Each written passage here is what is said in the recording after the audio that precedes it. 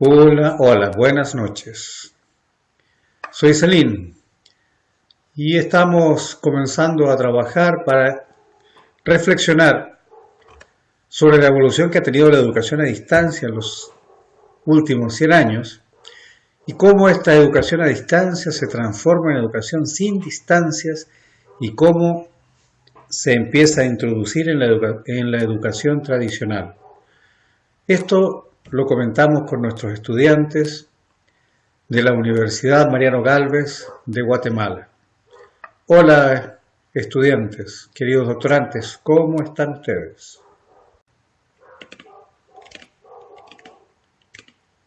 Me gusta estar con este mundo en la mano.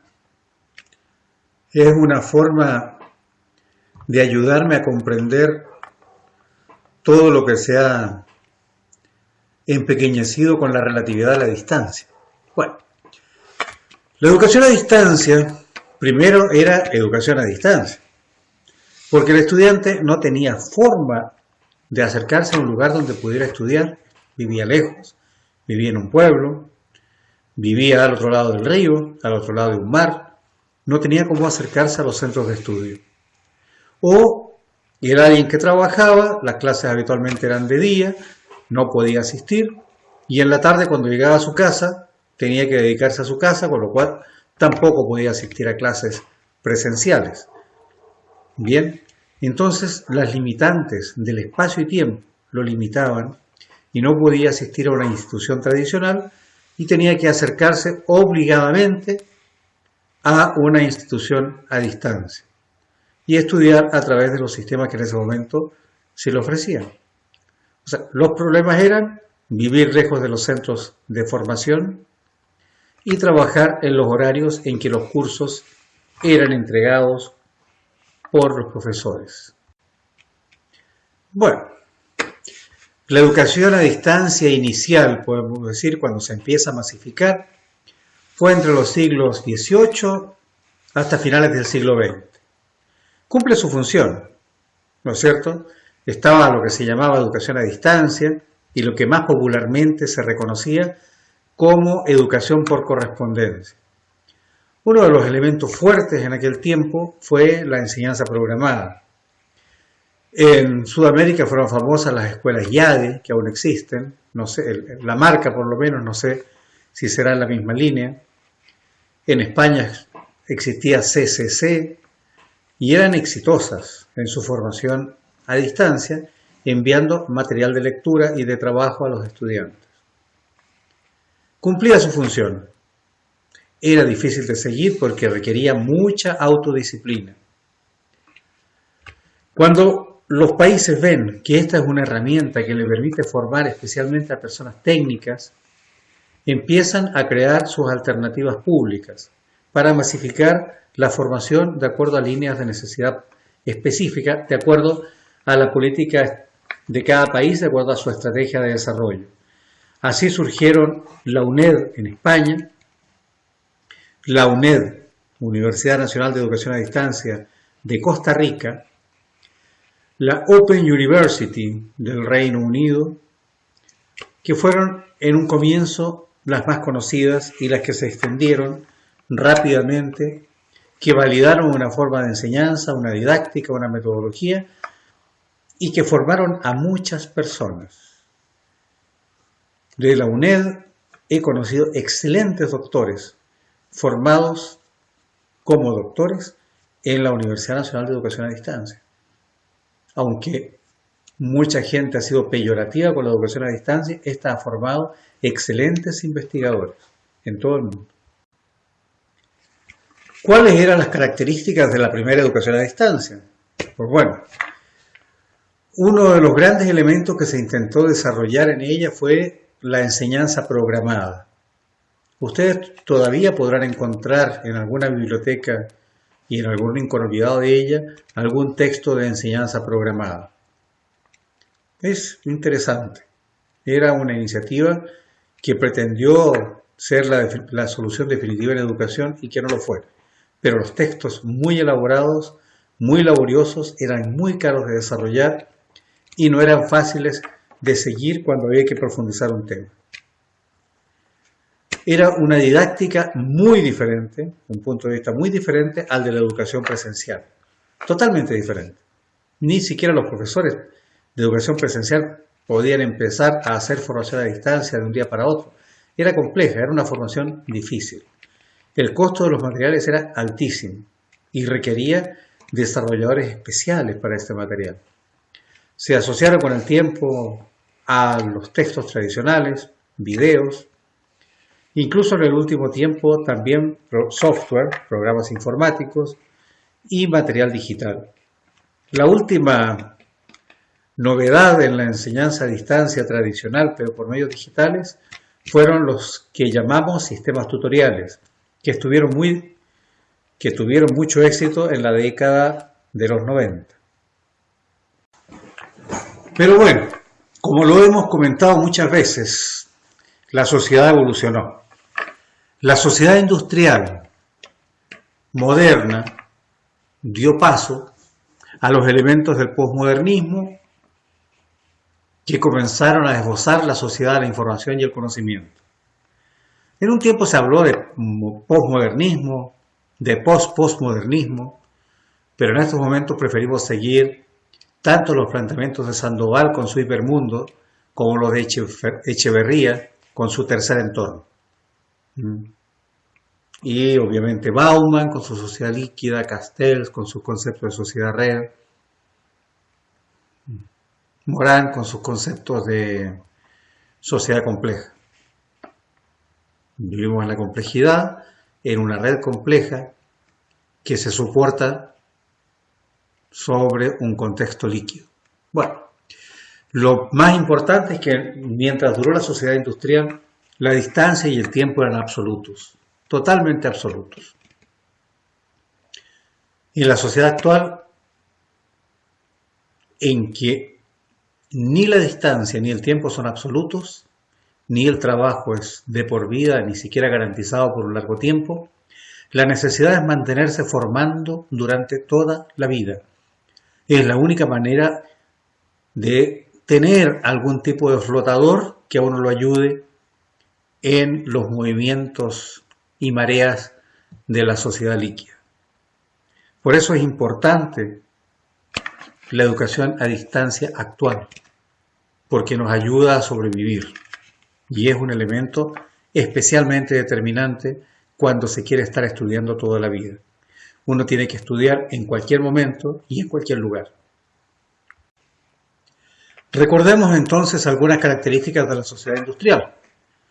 Era tiempo y distancia absolutos, trabajo en general de por vida, red de asistencia social en los lugares en que la había, bastante sostenida.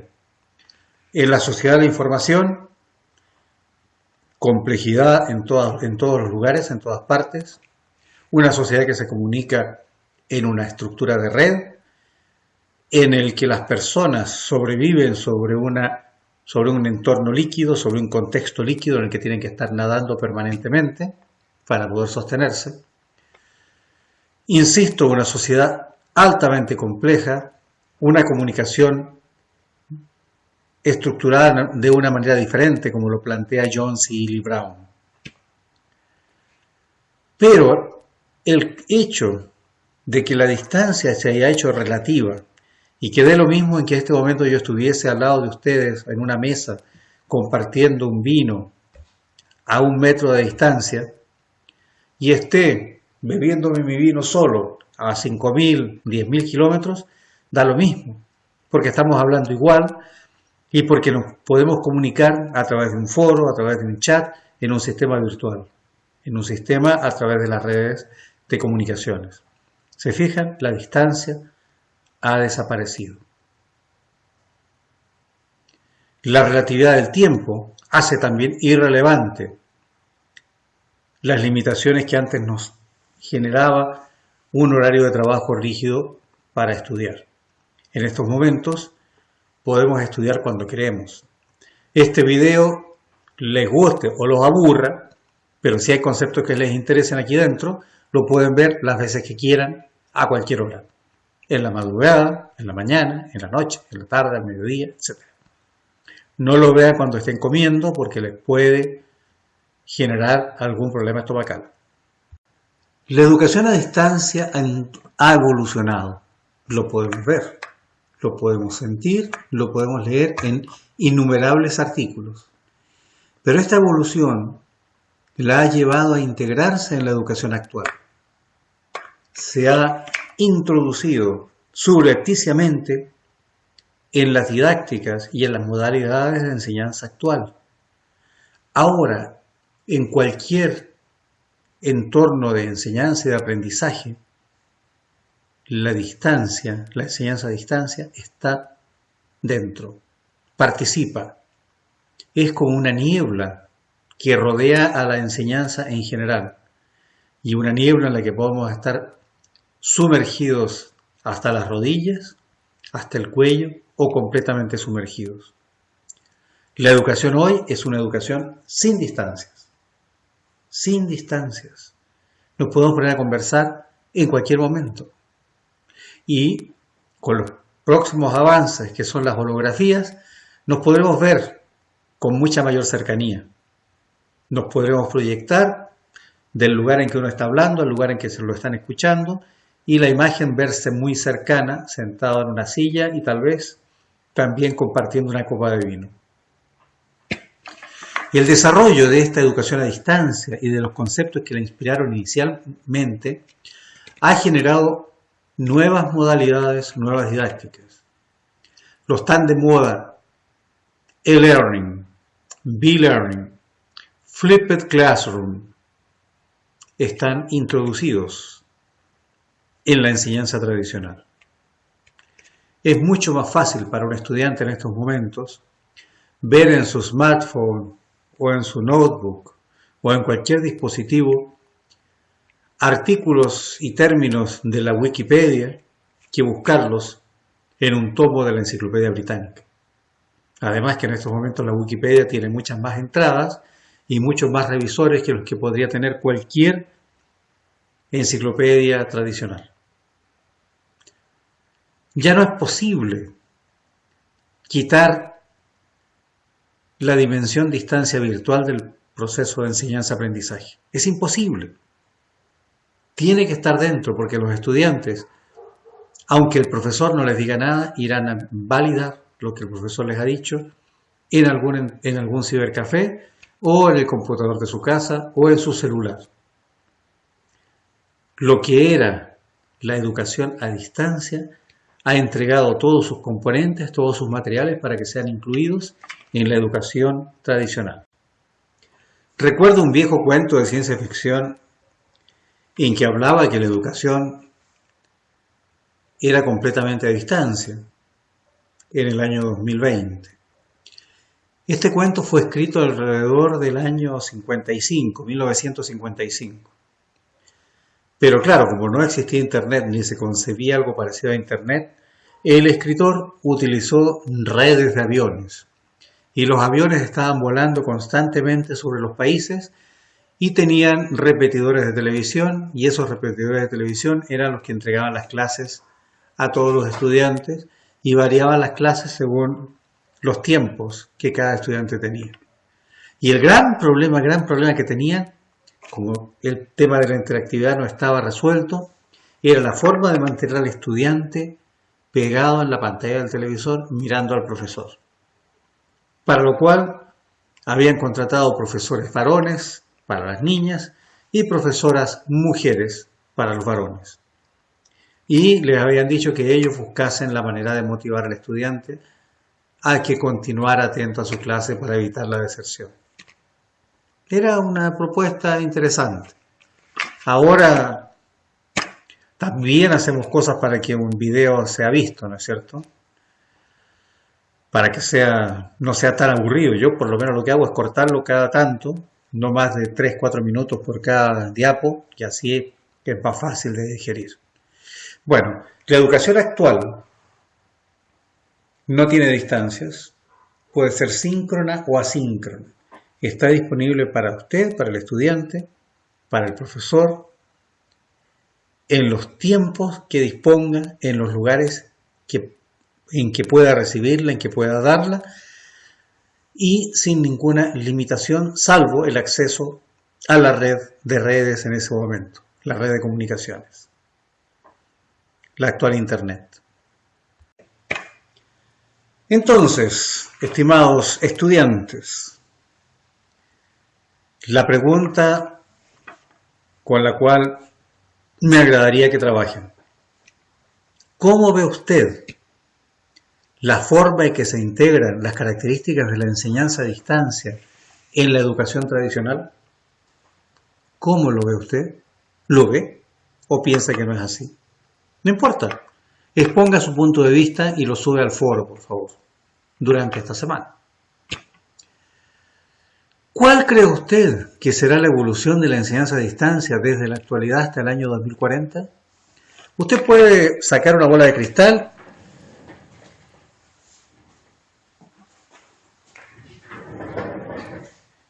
y escriba en un formato de presentación, en un par de diapositivas, 2 o 3 no más. Le puedo prestar mi bola de cristal, aquí la tiene. ¿Ya? Y hacer una proyección. Ya hice una ayuda. La holografía puede ser un elemento importante. ¿Qué otros más podrán surgir? Veamos, compartamos nuestras voladas de altura. Para ayudar un poco, sugiero algunos autores que son interesantes, especialmente interesantes. John Seely Brown, que es al que he destacado por sus conceptos de comunicación novedosos. Zygmunt Bauman, que nos mete miedo con la liquidez social. Edgar Morin, con la complejidad. Y Ilya Prigogine, que también anda por allí cerca. Lo sugiero. Obviamente ustedes pueden incorporar las bases teóricas con las que habitualmente trabajan, o autores locales.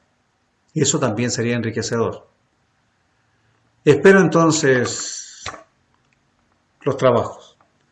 Un abrazo y un saludo. Y salud.